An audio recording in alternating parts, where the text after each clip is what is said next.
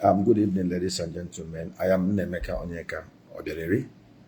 The Red Liquid Gold, building sustainable wealth creation, all-inclusive wealth creation, sustainable all-inclusive wealth creation, using the mission's community diaspora private public partnership execution architecture to sweat the red liquid gold in the southeast of Nigeria.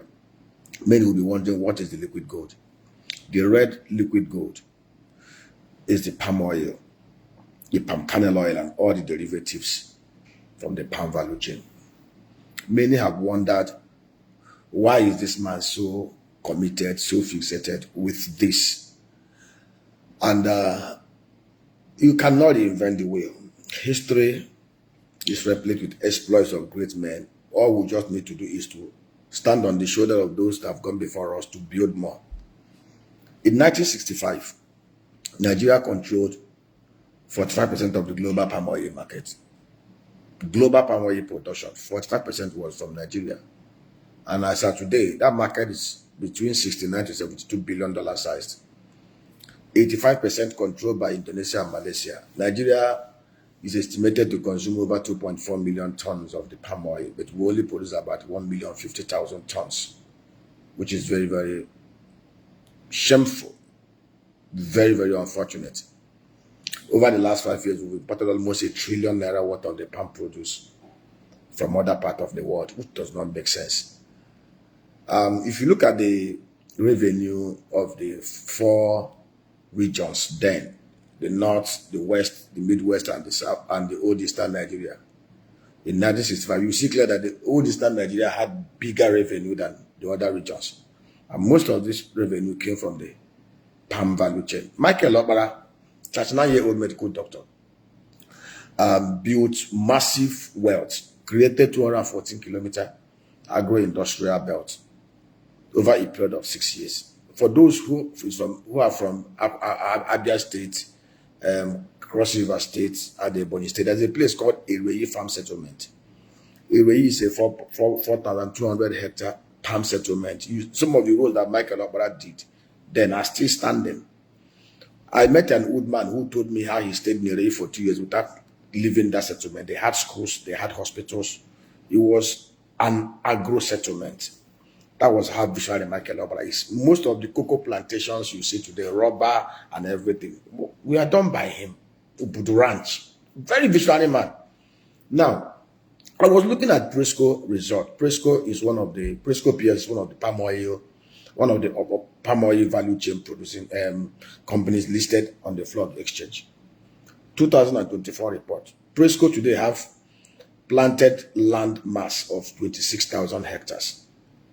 Palm plantation, but only 22,000 are producing mature trees. Go and check Presco report. Annual turnover 198 billion naira. Profit before tax 128 billion naira from just 22 hectares of matured and producing biological assets. Wilmar, Indonesia, Malaysia.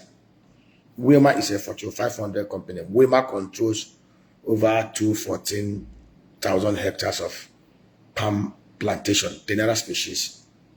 Wilmar's annual turnover is over $73 billion. Wilmar's annual revenue is almost times 2 that of Nigeria, total national revenue. That is how beautiful. And the red liquid gold is not, the demand for it is unending, is on the rise. It's continually going to grow. It's estimated by 2092 it will even reach about $102 billion. And here is a place called Nigeria. Mostly the old Eastern Nigeria, the Southeast to be precise, where these things grow in the wild naturally. And people are not thinking. Those in power are not thinking. And we are not asking, build new thing. Replicate what a visionary 39-year-old man did 50-something, 60 years ago. And that is what is driving us. Some of us are determined to recreate the visions and the legacies of Michael Okpara at a higher scale. I am privileged to chair Southeast Farms and Agricultural Processing Company Limited, a behemoth in the agro sector, trying to revive and relive the visions of that great man. And we are doing our little best within our little space and within our little means. And we have been carrying out massive information dissemination and advocacy to see if those in power and our brothers, both at home and in diaspora, can key into it. And the unique platform, the unique architecture we have is what we call the missions, the community, the diaspora, private, public. So it's a structure, it's a specially designed arrangement that will guarantee all-inclusive wealth and prosperity for every stakeholder. It is not just going to create few millionaires and then leave some people paralyzed. And what are we doing? We've done the numbers. If Presco can do 197 billion naira from 26 hectares of 1,000 hectares of land, 22,000 matured, we can actually replicate similar thing, but not on a grander scale. And what are we trying to do? Michael Okpara had the vision of creating estates. If Ere had remained today and the successive government had carried on with what the guy did, by now we'll have been having farm cities. Go to Purdue in the US and see what it means to have farm cities. So we're trying to replicate the same thing. And what is the arrangement and what are the architects all about? In the Southeast, we have 5 states, 95 local government areas, 1, 2, 4, 6 electoral ward. What we want to do is the communities will be carried along. You don't, because of the small land mass that we have, 28,000 square kilometers, land is a precious asset in our league. So you hardly see one person that owns almost 500 to 1,000 hectares. So communities need to be carried along. And that is the kind of skill we're trying to run. Firstly, we are developing to be able to do 150,000 to 273,000 to 400,000 hectares of new terra palm plantation. We must develop at least 60 million tree banks of the nursery species of the hybrid high-yielding tenera. And basically what we are doing now is in every electoral ward where we're able to get an enclosed space, fenced and gated with borehole, we are doing nurseries of 30,000, 48,000 trees.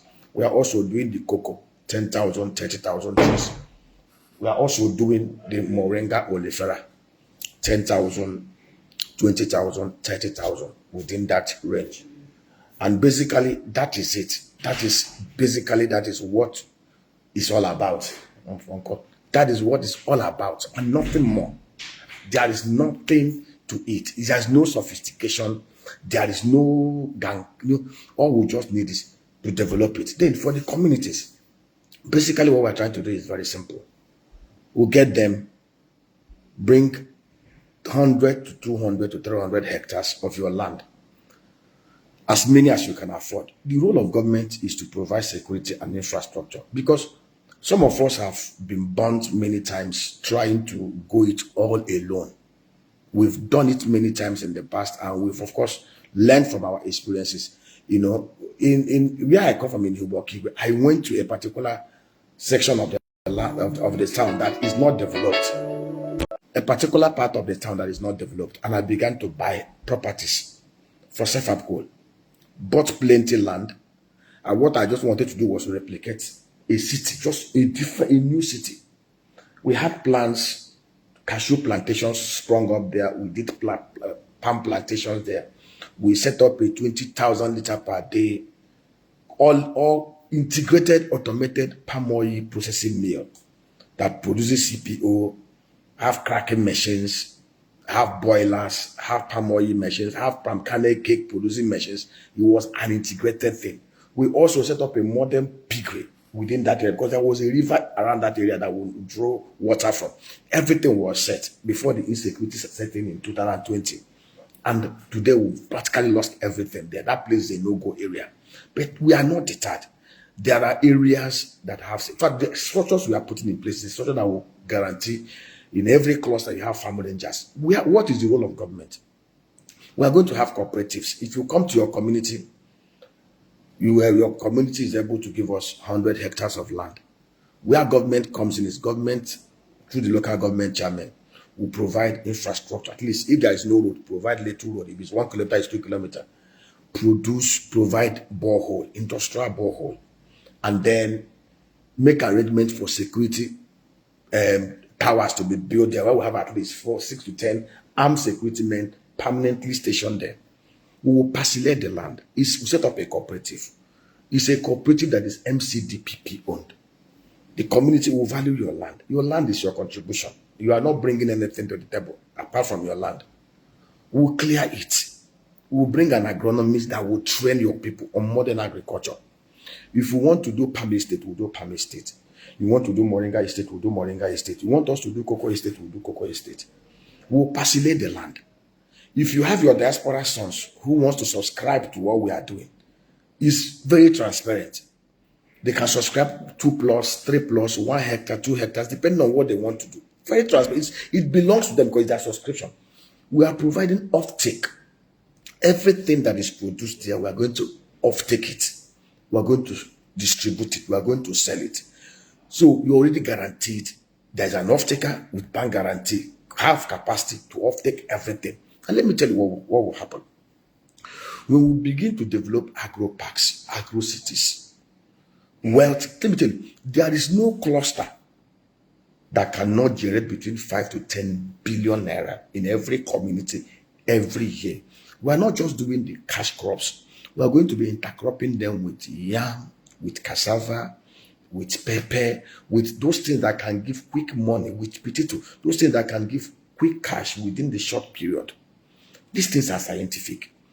Our overall plan is that within the next 5 years, we will have created agro cities across most of the 1,240 electoral wards in the southeast. Within the next 8 to 10 years, we'll have created agro value chain wealth that will bring in almost about 2.4 to 5 trillion naira annually into the southeast. We'll have created a chain of agro-industrial revolution that will have created millions of jobs. We're paying millions of jobs in the southeast of Nigeria. Government is not bringing FAC, they're not bringing JAC, they're not bringing IGR. If only they will be humble enough to ask us to help them. You know, one governor did a call and donated 1 million trees. Today, where are those trees?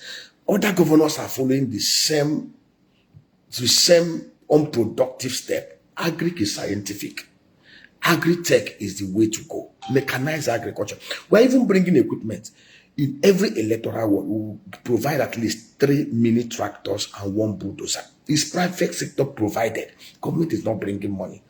See, we've drawn the numbers. We're already doing it, but we are doing it on a very small scale based on the capacity that we can generate as private individuals.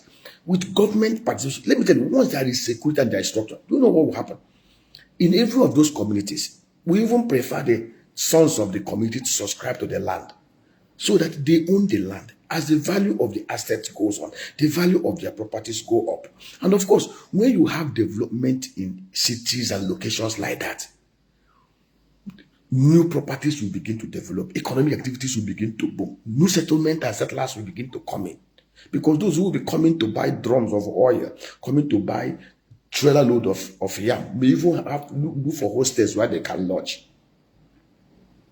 Technology will be transferred, wealth will be created. If Netherlands, with a landmass of 1.2 million arable landmass, 18 million people will be able to do, is able to do 128 billion euro agro wealth revenue every year. The Southeast can actually do $250 billion agro wealth annually because we have bigger landmass that is more arable, we have bigger population, and we have the natural climatic conditions, and we have the technology, and we have the people with the right head, with the right mind, and we have the market. The Nigerian market is a very big, the Southern African market, 600 million man market, is a market we can take over. All we require is that political will, that strength of character, that commitment. And for the politicians, see guys, you can actually make the money. I know why most of you are scared of going through this. Some of you are so scared, you just want something you can do quick to make money. But I can put a structure in place that in the next 5 years, after you have left as governor or as commissioner, you will still be ruling in wealth. You will look back 10 years after from now, if you decide to work with us and you thank God for coming across this, please share this. Talk to your governors, talk to your commissioners, talk to your people. Let us work together to build our neighborhood. Talk to your town union, talk to the churches, the missions. They can actually work with them to do it. And we're not asking for anything. We will do it and we'll just collect fees. We will collect fees for helping you set it up and run it. We're not trying to own people's properties. We will set it up. We will provide training across board. And this is very simple to execute. There's no complexities in this. If you are touched and you're a governor, you're a commissioner, you're whatever political office holder, other people are actually calling us. Liberia, they are calling us. In Rwanda, I was there 15 days. So why should we take what we will do here outside? As I'm talking to you, we have offer of 30,000 hectares of land in Monrovia. We are so tempted to leave and move here, right? But the passion is here. Michael Okpara did it here, and we can do better.